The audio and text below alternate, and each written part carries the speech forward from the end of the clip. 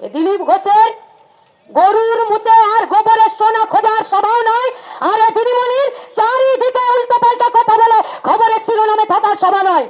এখান থেকে আর একটু সামনে গিয়ে ডান দিকে গেলে 2 বছর আগে আমার সাথে চলা মিছিলে আমাদের সহযোদ্ধা, আমাদের কর্মী মইদুলের লাশকে আমরা কাঁধে বয়েছি। এ সভা আমাদের শপথের সভা। 1983 সাল থেকে এই দাবি দিবসের সভা, আর এই দাবিতে আমাদের সভা চলছে, আমাদের লড়াই চলছে। क्या है मांग हम लोगों का? सिर्फ सिपाही ढिलाई का नहीं, पूरा भारतवर्ष का ছাত্র যুব এদের সবার জন্য, খেটে খাওয়া মেহনতি মানুষের জন্য সংবিধানের মোটা চাপটা বইটাতে একটা লাইন লিখে দিতে হবে যে সবার কাজের অধিকার আছে, সবার শিক্ষার অধিকার আছে। শিক্ষার অধিকার দিয়েছে সৃজন সহ আমাদের ছাত্র নেতৃত্বরা বলেছে যে অধিকারটা আছে, কিন্তু অধিকারকে ইমপ্লিমেন্ট করার জন্য যে টাকা বরাদ্দ করতে হয় সে টাকা অন্যদিকে চলে যাচ্ছে। কাজের অধিকার নেই, কাজের অধিকার। চা বাগানের যে বেকারটা আছে তাদের সবার অবস্থা খারাপ হচ্ছে, মজুরি কমছে, কাজ পাচ্ছে না, শুধু বেতন বেড়ে গেল। জেলে থাকা বান্ধবীকে নিয়ে পার্থ, মানিক ভট্টাচার্য আর এই জেলে থাকা সব এমএলএদের সবার 83 সাল থেকে এই একই দাবিতে, শিক্ষা ও কাজের দাবিতে লড়াই। সেদিনও ছিল যে সরকারকে বলতে হবে, কেন্দ্রীয় সরকার বলেছিল সব পরিবার থেকে একটা করে বেকার ছেলে মেয়েদের চাকরি দেবো। বাজেট যা বরাদ্দ হয়েছিল তার 60% থেকে 70% টাকা খরচ করতে পারিনি। আর আজ निर्मला सीतारमन से लेकर चंद्रिमा भट्टाचार्य पर्यंत অত বুকের পাতার কোমরের মুরুদ নেই যে কাজের ক্ষেত্রে তারা টাকা বরাদ্দ করতে পারবে।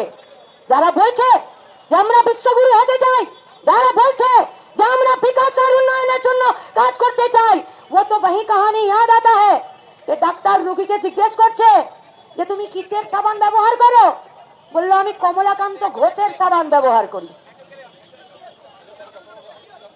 বলছে কিসের মাজন ব্যবহার করে। গল্পটার কথা আমরা বলছিলাম যে ডাক্তার জিজ্ঞেস করছে রোগীকে যে তুমি বাবু কিসের সাবান ব্যবহার করো, বললো আমি কমলাকান্ত ঘোষের সাবান ব্যবহার করি। বললো কিসের মাজন ব্যবহার করো, বললো আমি কমলাকান্ত ঘোষের মাজন ব্যবহার করি। বললো তেল, বললো সেও কমলাকান্ত ঘোষ। বলছে এটা কি কোনো ব্র্যান্ডের নাম, বললো না না, এ আমার রুমমেটের নাম, আমি ওরই সব ব্যবহার করি। আর এই গোটা দেশকে ঘিরে সুযোগে একদম নিচের দিকে নিয়ে যাওয়ার জন্য, পরিযায়ী শ্রমিকদেরকে কাঠের কফিনে নিয়ে যাওয়ার জন্য, বেকার ছাত্র যুবদেরকে এক অন্য ভবিষ্যতের দিকে নিয়ে যাওয়ার জন্য দেশকে নিয়ে যেতে চাইছে। আপনার রোগগ্রস্ত প্রধানমন্ত্রীকে जब हम लोग पूछते हैं कि আপনি কোন জিনিসের মাজন ব্যবহার করেন, বললেন আমি আম্বানি আদানিদের মাজন ব্যবহার করি। বললো কিসের সাবান, বললো আম্বানি আদানিদের সাবান ব্যবহার করি। বললো কিসের তেল, বললো আম্বানি আদানিদের। ভারতবর্ষের মানুষ বললো এটা কি কোনো ব্র্যান্ড, বললো না না, এ তো আমাদের সোনার চামচ মুখে নিয়ে জন্ম নেওয়া আর আমাদেরকে ভোটে সাহায্য করা আমার বন্ধুর নাম। তো যে সরকার আম্বানি আদানিদের বন্ধু হয়, ওই সরকারটা কখনো গরিব খেটে খাওয়া মেহনতি মানুষের নিজের সরকার হতে পারে না। তাই এই লড়াইটা আসলে কোন ইস্যুর ভিত্তিতে? কাজের দাবিতে, খেটে খাওয়া মেনে মানুষের বেঁচে থাকার দাবিতে, আমাদের এগিয়ে যাওয়ার দাবিতে। শুধুমাত্র ওরা একটা নকল যুদ্ধে আমাদেরকে ব্যতিব্যস্ত রেখে দেবে। কখনো মনে হচ্ছে এই বুঝি কোটের বোতামগুলো মুখ্যমন্ত্রীর হাতে সব চলে এলো, জামা কাপড় ছিঁড়ে নামিয়ে দেবে। কখনো মনে হচ্ছে রাজ্য ভবনে যিনি বসেন তার হাতে বোধহয় মুখ্যমন্ত্রীর রাখাবলা চুল চলে আসবে, বোধহয় দিনের আলোতে চুল টেনে বার করে নেবেন। এই লড়াই চলছে, তা কি আসল লড়াই? কারখানা খোলার লড়াই, কৃষিতে 2.5 গুণ কৃষককে ফসলের লাভজনক দাম দেওয়ার লড়াই, এই হোটেলগুলো দোকানগুলোতে যে কর্মীরা কাজ করছে তাদের বেঁচে থাকার জন্য ন্যূনতম মজুরির লড়াই, নতুন কারখানা খোলার লড়াই, পুরনো কারখানাগুলো বন্ধ হয়ে যাচ্ছে তার লড়াই।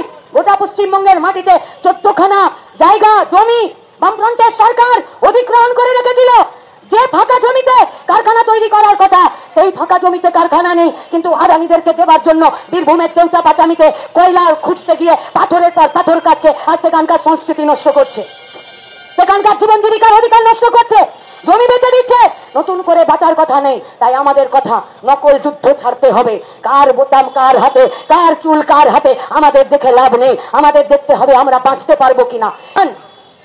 সামনের দিনে বেঁচে থাকার জন্য যে ন্যূনতম পরিবেশটা প্রয়োজন, সেই পরিবেশটা থাকবে কিনা তার পিছনে কোয়েশ্চেন মার্ক লাগছে। ক্যাম্পাস থেকে শুরু করে কারখানার গেট পর্যন্ত গরিব খেটে খাওয়া মেহনতি মানুষ বাদ দিয়ে দিন, পশ্চিমবঙ্গ ভারতবর্ষের মানুষের জন্য খোলা থাকবে কিনা তার পিছনে কোয়েশ্চেন মার্ক লাগছে, কোয়েশ্চেন মার্ক লাগছে। আগামী দিনে মঞ্চ খাটিয়ে মাইক লাগিয়ে প্রেস লাইট মুখে নিয়ে আমাকে উঁচু রেখে আপনার কাছে আমাদের কথা পৌঁছানোর জন্য এই পরিবেশ থাকবে কিনা তার পিছনে কোয়েশ্চেন মার্ক লাগছে, কোয়েশ্চেন মার্ক লাগছে। গোটা ভারতবর্ষের মেহনতি মানুষ তারা বুক ঠুকে বলতে পারবে কিনা যে এই দেশটা আমার, বেঁচে থাকার অধিকারও আমাদের এই দেশটাতে। তাই এই দেশটাকে রক্ষা করা, এই রাজ্যটাকে রক্ষা করার জন্য যে লড়াইটা চলছে, সেই লড়াইটা দিল্লি থেকে কলকাতা পর্যন্ত, একটা মাতালো পর্যন্ত পশ্চিমবঙ্গ সরকারের কাজেরও সমালোচনা করছে। তুই কি দেখছিস আকাশের দিকে তাকিয়ে? বলছে শুধু দেখছি না, কিছু ভাবছিও। বললো কি ভাবছিস? বলছে রাস্তাঘাট, অফিস, আদালত, স্কুল, কলেজ কিছু তো বাদ দিল না নীল সাদা রং করতে, এবার আকাশটাও নীল সাদা রং করে দিল। বললে এতে অবাক হবার কি আছে? বললো অবাক হবার কিছু নেই, ভাবছি এত কাটমানি কোথায় পেলো যে এত লম্বা সিঁড়ি বানিয়ে ফেললো চোরেদের দলগুলো। এ ফাঁকা ইস্যুতে আমার বেঁচে থাকা যাবে না, এ ফাঁকা ইস্যুতে আপনারও বেঁচে থাকা যাবে না। তাই ভুল ইস্যুর পরিবর্তে মূল ইস্যুকে নিয়ে এই 15ই সেপ্টেম্বর গোটা পশ্চিমবঙ্গের 22টা জেলাতে ছাত্র যুবরা আজকে ব্লকে ব্লকে জেলা স্তরে তারা আজকে মানুষকে জানান দিচ্ছে যে 3রা নভেম্বর থেকে আরো একবার মানুষের বেঁচে থাকার মূল ইস্যুগুলো মানুষের দরজায় পৌঁছে দেওয়ার জন্য ডিওয়াইএফআই যুবরা গোটা রাজ্যের মানুষকে সাথে নিয়ে, ছাত্রদেরকে সাথে নিয়ে তারা পথ হাঁটবে। আর 3 জানুয়ারি ব্রিগেডের মাঠে আমাদের ইস্যুতে, আমাদের স্বার্থে, আমাদের বেঁচে থাকার লড়াইয়ে আমাদের মাঠে ওদেরকেও হাজির হতে হবে। এই লড়াইয়ে বাঁচবে কারা? তাই বাঁচার লড়াইয়ে, জেতার লড়াইয়ে সবাইকে সামিল হতে হবে।